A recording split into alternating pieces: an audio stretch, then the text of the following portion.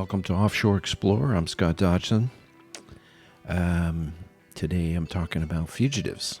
There's this kind of really cool thing that a lot of people that are fugitives, and you'd be surprised at the kinds of people that are fugitives, running from the law, running from lots of different people, powerful people, worried about their life, worried about death. And then there's this sort of emotional escapism that happens. But we're sort of all like these little fugitives. But boats happen to be one of those places that when cruising and traveling around the world, you happen to run into a lot of interesting characters that happen to be fugitives. And it's an aspect of sailing that I don't think anybody really pays attention to. But it is a sort of interesting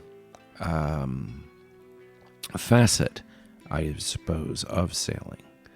And they're not the kind of people that you would think when you picture fugitives in your mind.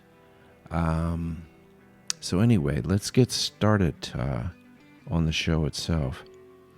I had found over, I've been sailing probably closer to 50 years. I know that sounds like I say that and I kind of like go, well, is it 50 years?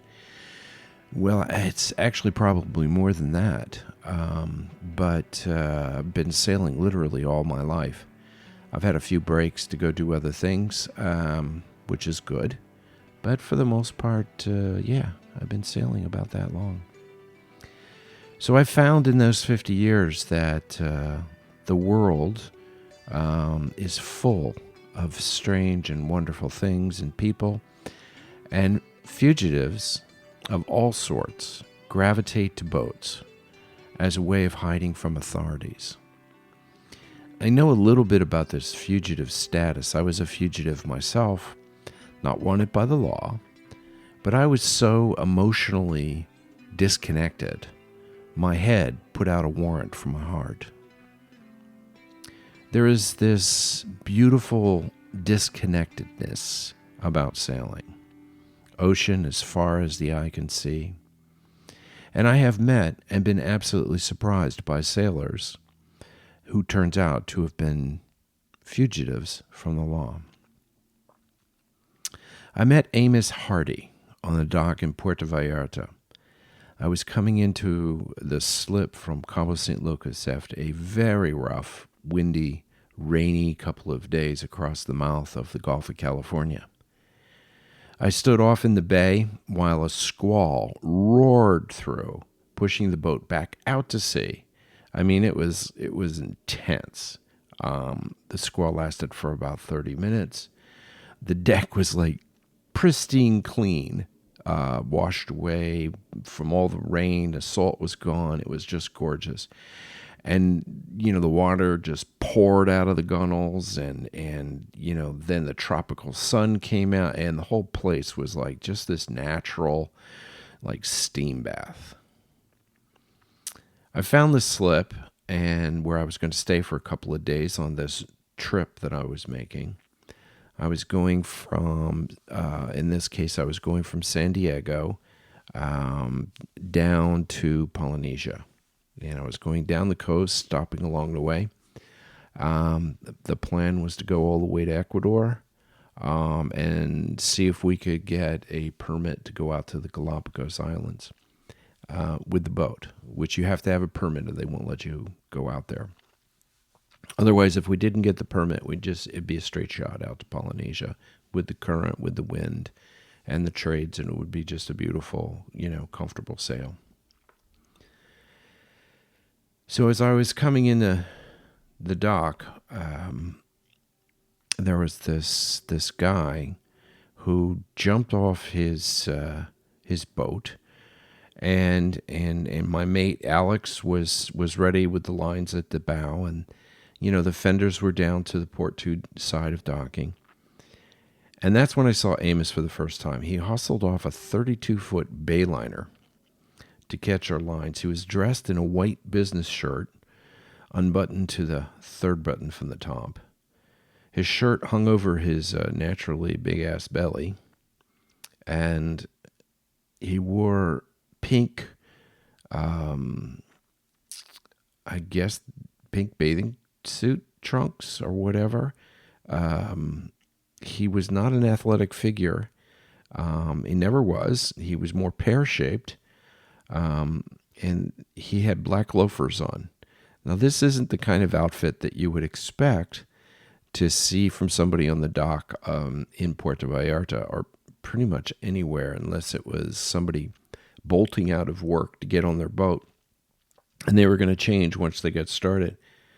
But he caught the bow line. He started to pull the boat line. He started to pull the boat really hard with the line, and I yelled at him, just tie it off, just tie it off. And he looked at me. He was like totally puzzled. And I could see that he wasn't comfortable with taking orders. He smiled a thin sort of smile, and my mate stepped onto the dock, and my other mate, Joe, who was sleeping, came up from the companionway, stretched and yawned, and then hopped onto the dock, taking the stern line with him.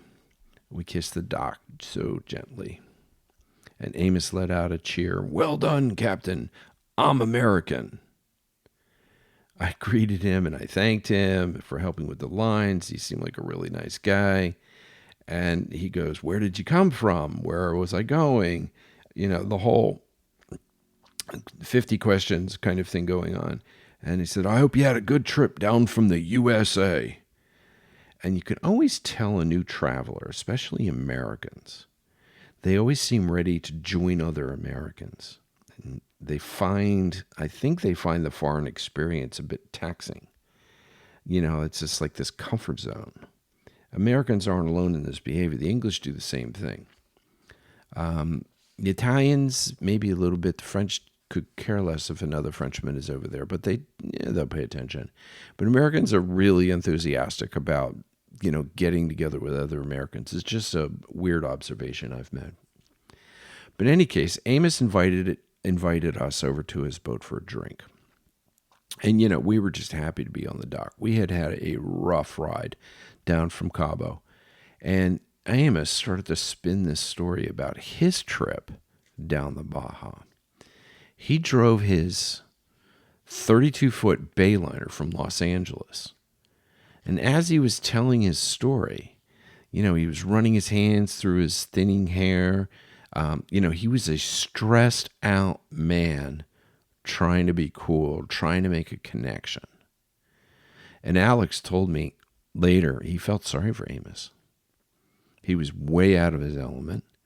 And, I asked, what did he think Amos's element was? And corporate was a simple answer. He was just a corporate guy, straight up corporate guy, vacations with the family at Disney World. That's it. Done. He never traveled. Didn't know how to act anywhere he went, except in the corporate environment. He was an accountant for a school board in New York. And he stole money from the school board for years. And he referred to the theft as a salary compensation. This is what he told me. He wasn't getting paid enough, and he had to support his family, and he felt really bad about it. But he was he had a lot of pressure on him. His wife spent too much, and his 2 kids needed a lot of dental work. And he didn't think anybody would notice. He added bills for a service company he owned, but didn't do anything, for a little over $1 million in false billing. He claimed he was going to pay it back. It got out of hand, and his supervisor, for some unknown reason, kept approving the payments over and over again without asking what they were for or why or whatever the case may be, and just trusted Amos to say, yeah, that's okay. And it kept going. And as he said, it kind of got out of control and he couldn't put it back in the box. And I asked him, I said, "Do you have any money left?" He had this relatively new Bayliner, and he was hoping to sell it. But instead, he drove away from the dock and kept going, and Puerto Vallarta was where he landed. Anyone who sailed the Baja coast knows there are not many places to get gas along the way. those few gas stations are far enough apart that you either need a bladder or barrels of fuel, and carrying gasoline on the deck is a dangerous proposition. Diesel is okay, but gas is just, that's insane. One spark, boom, it all blows up. But diesel, you could throw a lighted cigarette into a puddle of diesel. It won't burst into flames. So much to his credit, he wasn't going to get far without doing something. And at this point, he was a fugitive. So the story is, according to him, that the sheriff had gone to his door to arrest him, his home. But he dashed out the back of the door when he heard the knock, and he was wearing his business suit and the shirt that he had on. The shorts were on board. He drove down the 101, I guess he lived in the valley, to the 405. He parked his car at the airport long stay lot, and he took a bus back to the marina. You could see how he would do that in Marina del Rey. Not hard. But his biggest anxiety was that the sheriff's harbor patrol would be alerted and he would be nabbed. So he waited until dark, and he slipped onto his boat, started it, and left quietly. Now, people that sail out of Marina del Rey know that the sheriff's station overlooks the entrance and exit of the harbor, the main part of it, and they've got a pretty good view of everything going on. But rarely do they pay any attention. So he left quietly, and he headed south towards Mexico. All he had was his driver's license, $600 in cash, and his credit cards, which were going to be canceled very, very soon. This was the 80s, and instant reporting of your card was still kind of delayed. And Amos knew enough about how to use his credit cards before they get canceled. And I just want to make an aside that I went down to Mexico and used my credit card down in Cozumel in the 80s. And the bill for the hotel didn't come back for like a month. And I was really quite shocked that it didn't. And they upped my credit limit because I was there. I had like $500 worth of credit limit, which at the time was, a nice amount. But they came back and they just said, because, you're an international traveler, we'll give you a $5,000 credit limit. And it was like, okay, thanks. I appreciate that. So sometimes when you're traveling internationally and stuff, it's much different now. I mean, if you're in Thailand or wherever, and you use your credit card and it's over the limit, it'll say right away it's over the limit. There's no lag. The whole system is connected. There's no way of getting over on anything, or floating checks, or whatever you want to call it. But so Amos kind of knew all this. So he was also very desperate, and I guess in a kind of insane way, he was just, he was a sad sack, to put it honestly. But anyway, he filled up the boat in Ensenada. Now, he's lucky he didn't get his boat impounded in Ensenada, because they take it pretty serious. When you go to get fuel, you have to have your passport, you have to have your papers, you have to check in. In some cases, they ask you to have a visa for your boat before you get there. There's a lot of things that go on. And sometimes you can go in. It's not, hard and fast rules, but there are rules, and if they want to screw with you, they can screw with you.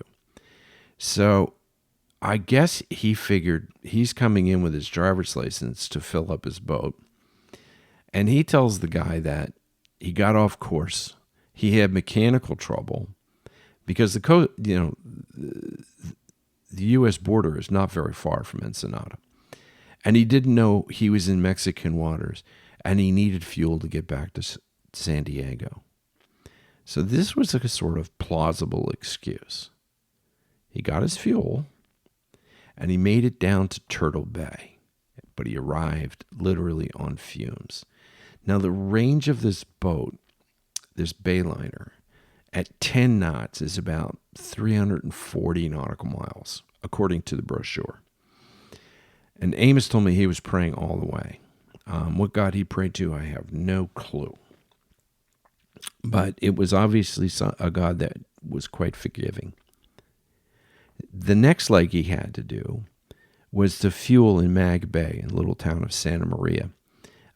There's a couple of big sport fishing boats that operate out of there. It's going into Mag Bay is a long process, a lot of reefs and stuff. You kind of got to know where you're going, and you got to have a chart. And I asked him, I said, "Do you have this?" And he said, "Oh no." He says, "I got this. I got this from the ship store, the local channel," and it was a book, and it had a chart, hand-drawn chart of Mag Bay, with a little gas station on it, and this is what he used for navigation purposes.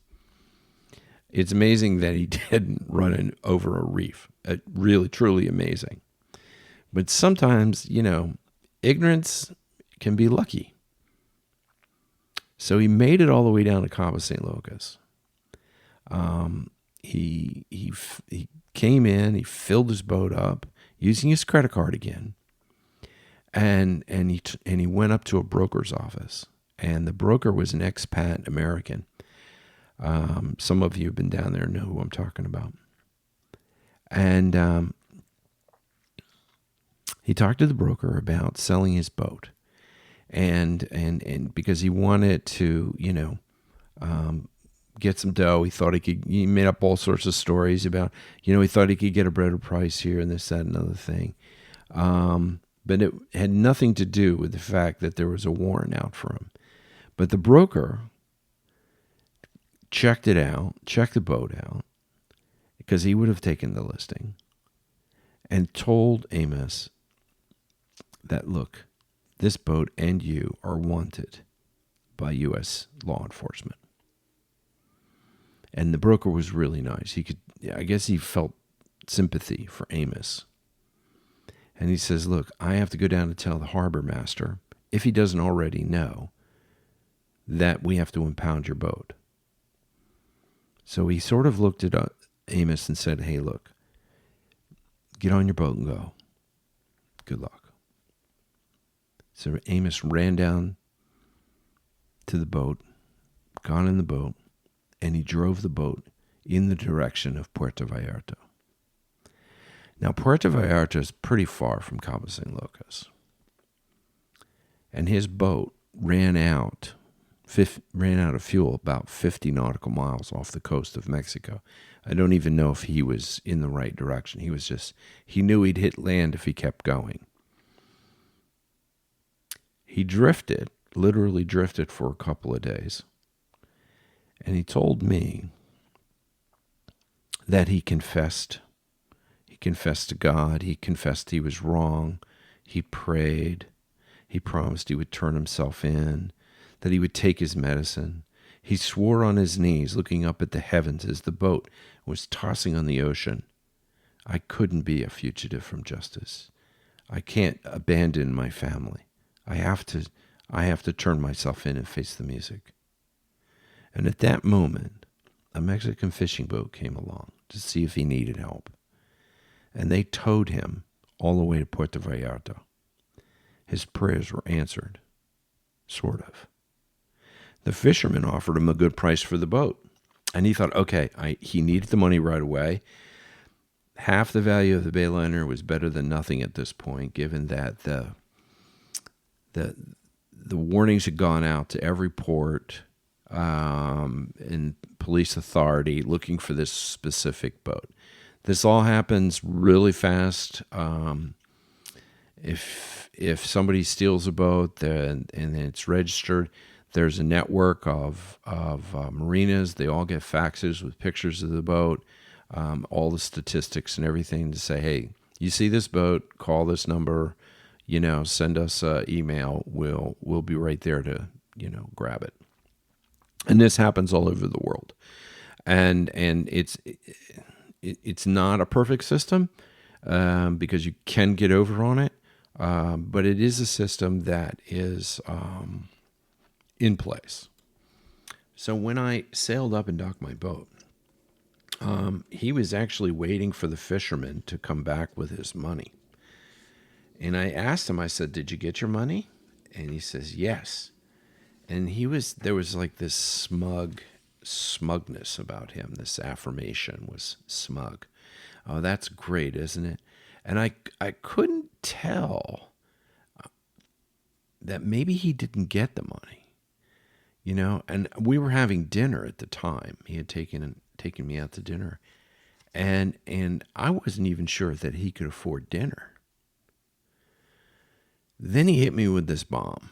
He says, "Can you take me with you?" I've just listened to this whole story, okay? Just as you've heard me tell it. And at the time, the wind was blowing through this open-air restaurant, and iguanas were screaming, and the screeching sound of reptiles, faded on the onset of another thunderous squall. And Amos looked so helpless. And I could see in his eyes, I was his last bit of luck if I would just say yes. But it's a big ask. Amos didn't know how risky it was for me and the owner of the boat of taking on a fugitive on board, especially if I'm aware of it.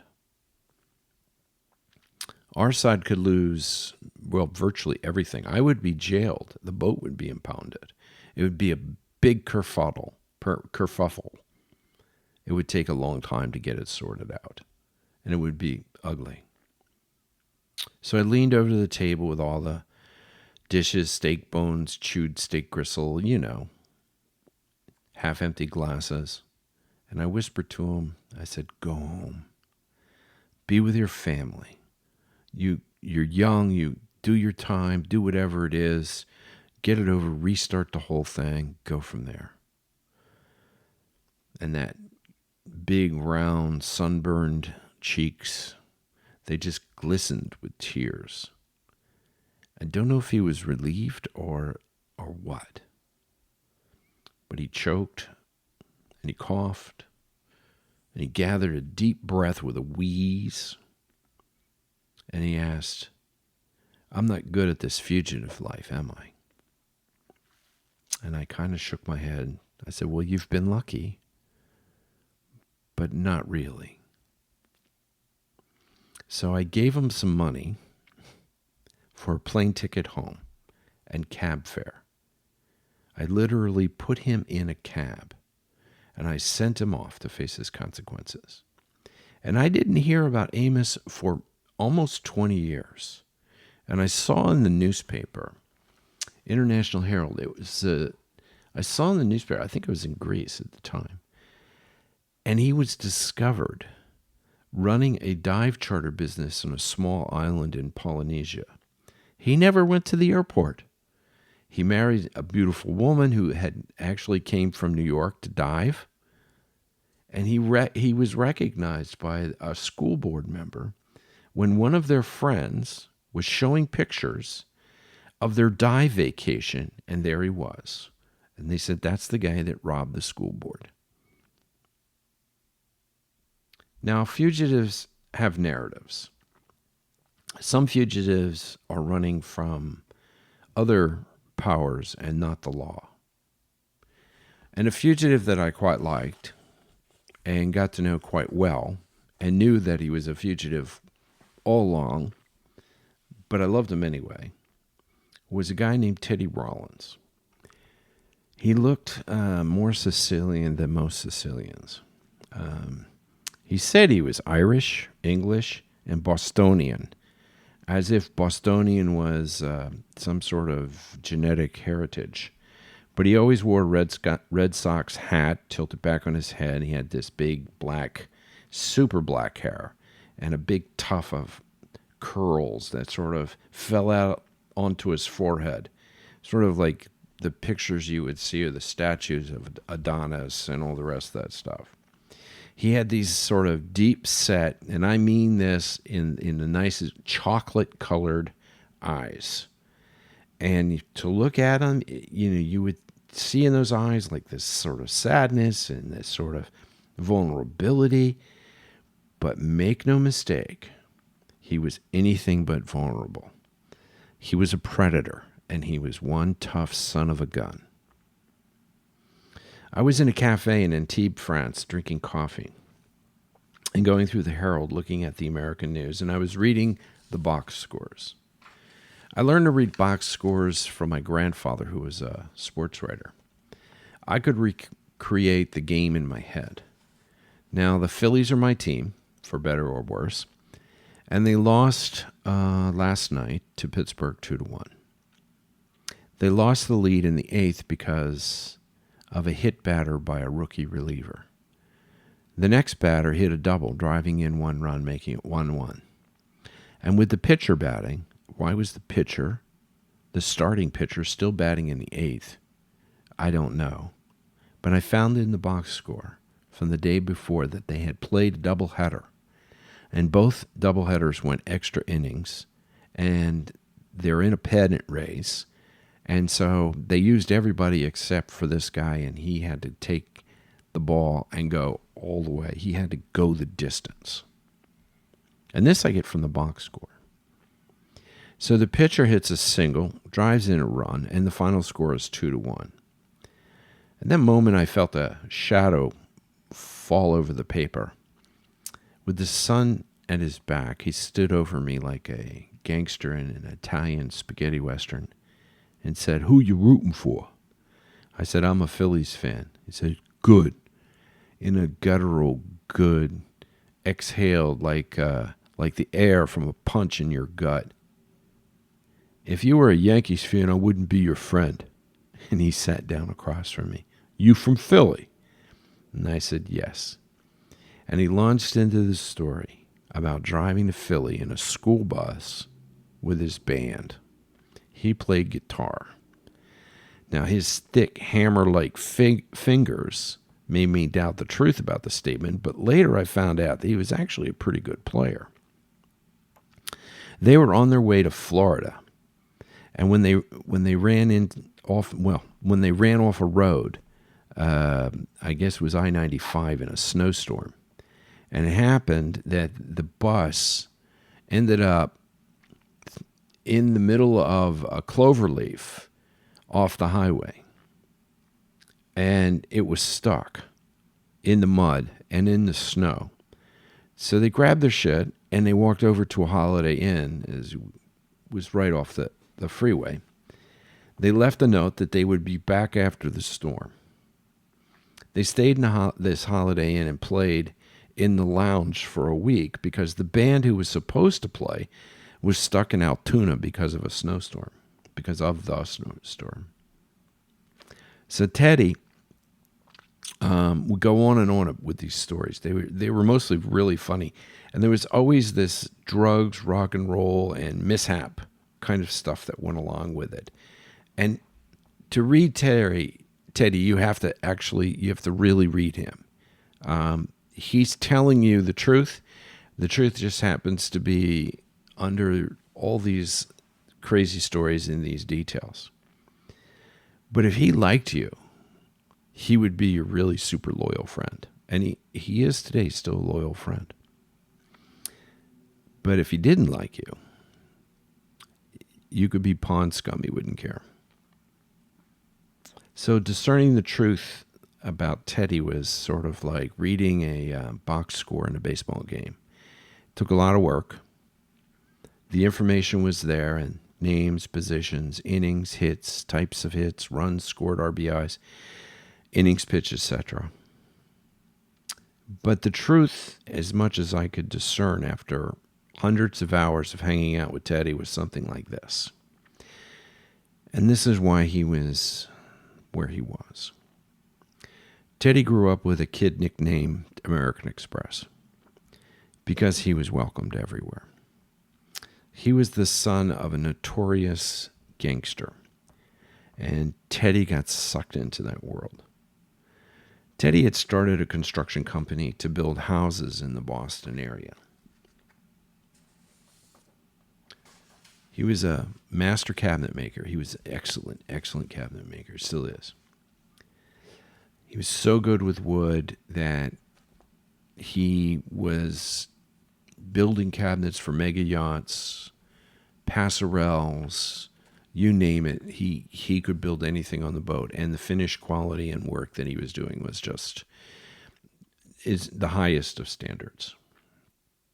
And he was very much in demand. But again, he was the sort of character that was in the boating world, the yacht world, Antibes, south of France. He just kind of stuck out like a sore thumb. He was big. He just didn't look like he belonged there. So American Express, being a childhood friend, they partnered up. And American Express went and borrowed some money from his father, the gangster. So he and Teddy could buy some land and build some houses. But the deal went sideways from there. American Express didn't work. He preferred to do coke and play in the band and do everything but work. And when the loans came due, Teddy was held responsible. American Express had spent most of the money on coke, blown it up his nose. And his mobster father wasn't going to press his degenerate son, so he blamed Teddy for everything, even for American Express's behavior. So one day while on the business site, or on the building site, Teddy was installing some cabinets in a kitchen when two mob thugs showed up to teach him a lesson. And the lesson went all wrong. Teddy defended himself. And like I said before, he is a solid 6'3". And he has this sort of relentless viciousness that's inside him. He put both thugs in the hospital in critical condition. And he knew at that point that his time in Boston was done. So he walked away from the site. He got on a plane and he went to Europe. How he settled in Antibes, I have no earthly idea. I've never figured out how he got that far. At first, he kept kind of a low profile, and after a while, his mother had extracted a promise from their next-door mob boss to leave her son alone. But he had made one stipulation. The mob boss had made one stipulation that he never see his face again in Boston. And Teddy had to live in Antibes as a fugitive, in which he has for over 30 years. So fugitives come to be fugitives for different kinds of crimes. Amos was really a con man, and he had no moral center. And he was pitiful, and his pitifulness was his cover for somebody who is very manipulative and very and just taking greed and all the rest of those things that you can imagine. Teddy, on the other hand, just ended up in a bad situation. And he wanted to preserve his life from that very predictable retribution that gangsters give out. But my third fugitive is a guy named David Taylor. And he's probably, as a fugitive, maybe the worst of the crowd. He was a thief. Interpol was looking for him, and they were looking for him for a couple of different things. For robbing a bank, armed robbery, theft of boats, and he was a suspect in a murder investigation. So he kind of had, the trifecta going for him. And this is sort of the person you would think would be more a fugitive from the law. In a way, he was, in every sense of the word, a pirate. David was wanted by Interpol and Scotland Yard. And how I learned this was I was fueling my boat in Antigua. We had just done the Antigua boat show, charter boat show. We had just come across from Europe, and an Interpol agent had stopped by my boat and had asked me about David. And as it, I had crossed with David. He was one of my crew. We had arrived like 2 weeks earlier, and I hadn't seen him since we got off the boat. And I was actually just going to leave. I mean, he had a British passport. I cleared him in with the rest of the crew.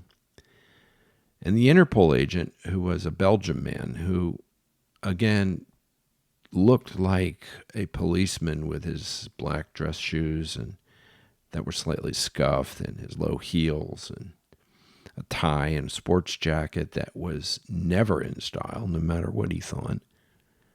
Standing there in this beautiful, idyllic, tropical Antigua, English harbor, sore thumb. And he was completely out of his comfort zone. He didn't know one boat from another boat. He didn't even know they were boats, I don't think. So he asked me where he was going, where David was going, and I didn't know. I said, look, he just, we came, he hopped off the boat just like the rest of the crew, said thank you very much for the ride, and off he went. And then the agent kind of got suspicious on me. And it was like, are you knowingly aiding a felon? And I'm looking at him going, no. I said, he just said thanks for the ride and he left. I did see him briefly speaking to another skipper outside the Incanto restaurant, which is an Italian restaurant in between. It's an Italian restaurant in Antigua, outside of English Harbor, between Falmouth and English Harbor. There's a road, and it's on there. It's right at the end of it, and that's another, that whole Italian restaurant thing in Antigua is another story that I could probably tell.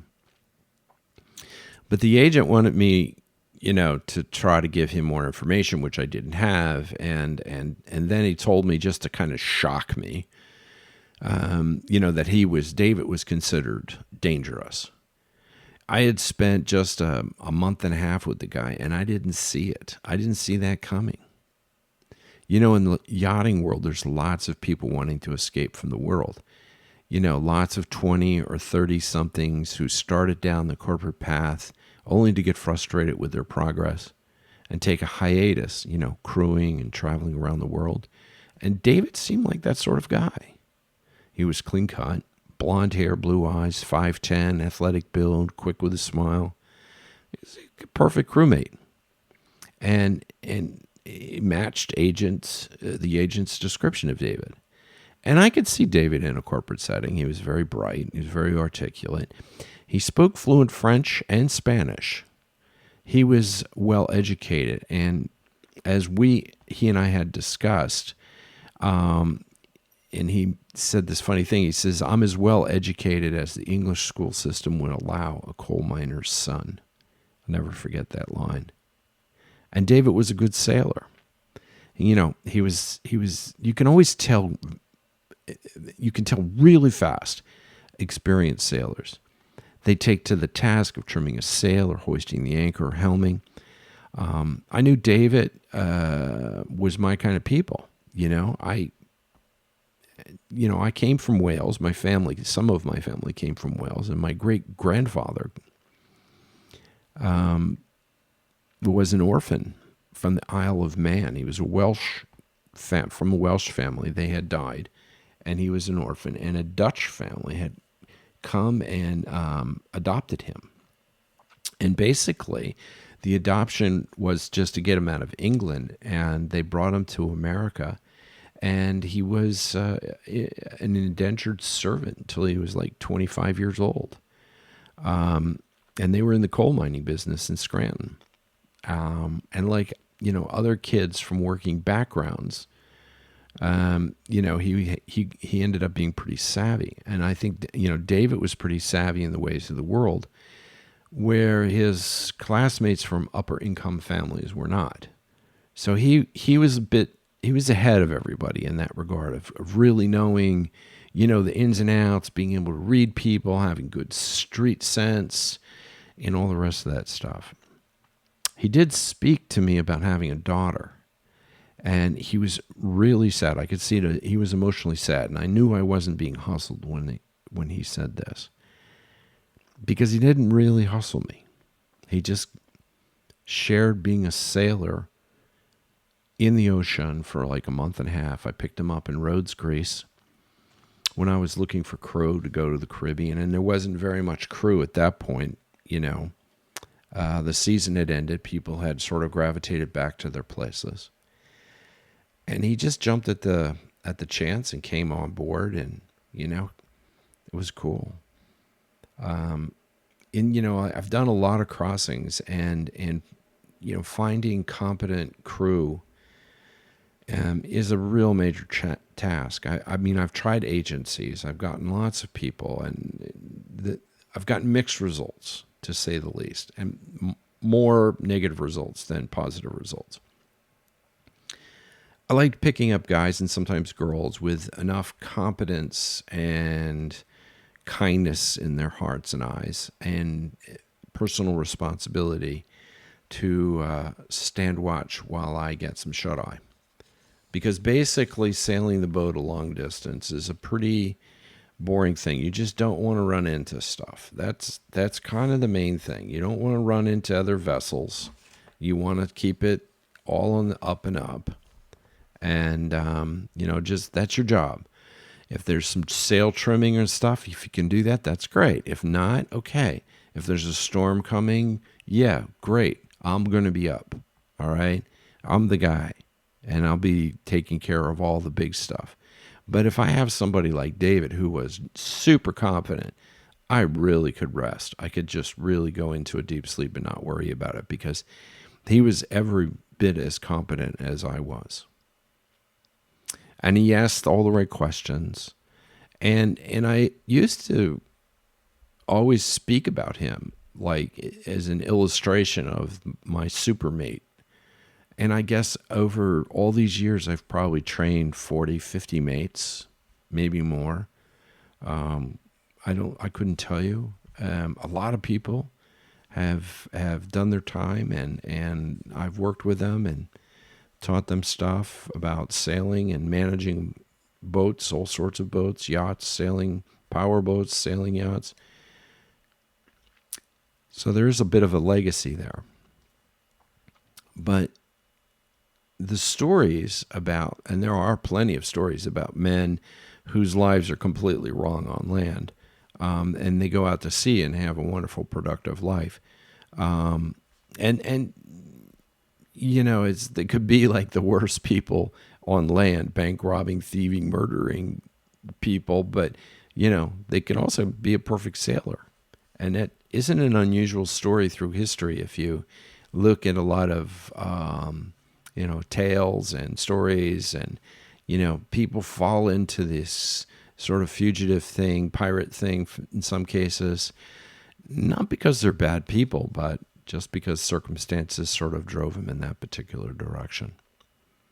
So before this Belgian Interpol agent, stepped off the fuel dock, he walked on the dock like one walks on ice. I said to him, "You'll never catch him."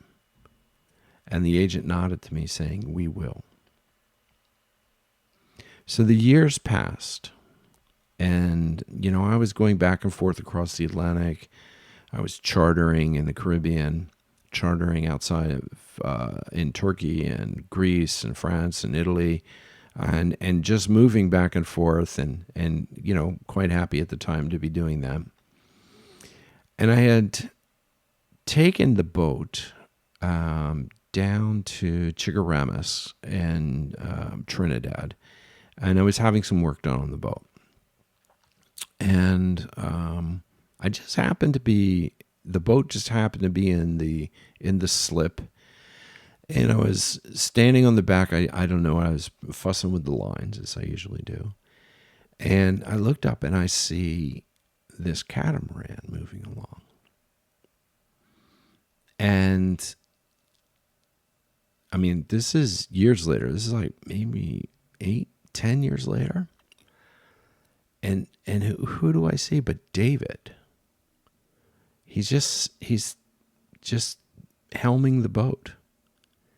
And, I looked over at him and I said, "Oh, David."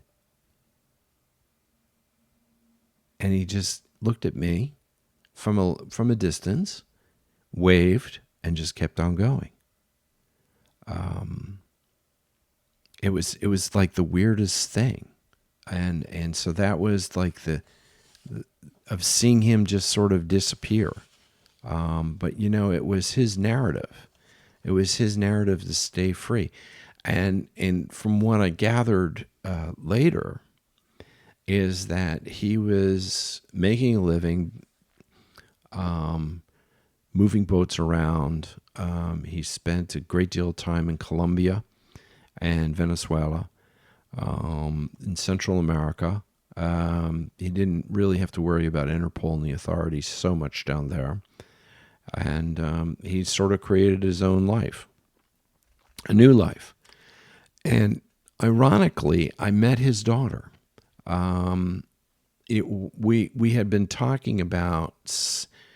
I was talking. Who was I talking? I was talking to somebody, and this is just. I wasn't even planning to say this, but I was in Antigua, and I was talking to somebody, and we got onto this whole subject about Interpol and this, that, and other thing, and this young guy says to me, he says, "You need to talk to Debbie." So she, here comes this bouncy, blonde, blue-eyed sailor comes popping over. "Hi, how you doing?" Da da da da da da. And she goes, "You knew my dad." And I looked at her. I was like, "Yeah, okay, maybe." Well, it turns out that David had actually kept in touch with his daughter and had told her stories, had sent her letters from wherever he was in the world, and kept this whole thing up, their relationship up. And he had mentioned my boat. I guess he mentioned it afterwards because the boat was the boat, and that was sort of the end of the whole thing. And he was, relating, I was a good person to him and all the rest of the stuff. And he was being very honest and forthright with his daughter. And now his daughter was here for race week. She was hoping to see her father at some point, and she didn't know. So I asked her, I said, "Do you think he's going to show up?" She said, "Oh, no, he'll never show up here."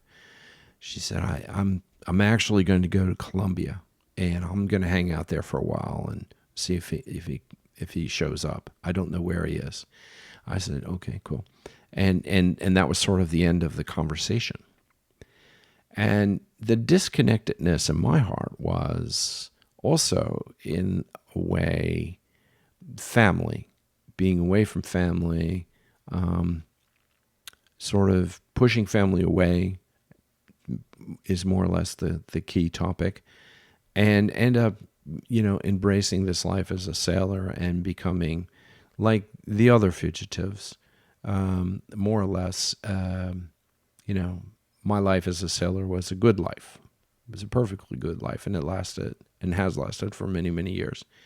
And it's an enjoyable, way to look at it. Where my life on land, for the most part, is, complicated and struggling and difficult and all the rest of that kind of stuff. But this is the story of three fugitives, Amos, Teddy, David. Con man, a guy who was forced to be in a new place, to become a new person, because he valued his life. And another guy who had made some serious mistakes. And I did find out in some detail that the bank robbery thing was not what you think. They had charged him with armed robbery, when in fact it was a check kiting scheme that he was involved in.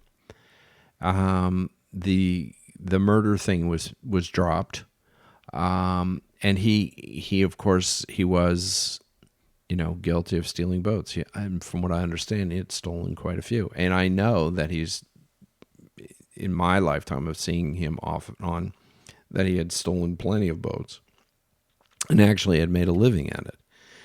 But he was always nice. He was a good guy in that regard. He stole from the man and not from the individual, so to speak. But I grew up in Philly, as I said before. And the last 2 years I spent of my high school years in Bay Village, Ohio. And so I've always been sort of into this concept of fugitives. And the reason is, if you have to be a little bit older to know this, the Dr. Sam Shepard murders. Dr. Sam Shepard was a very famous neurosurgeon.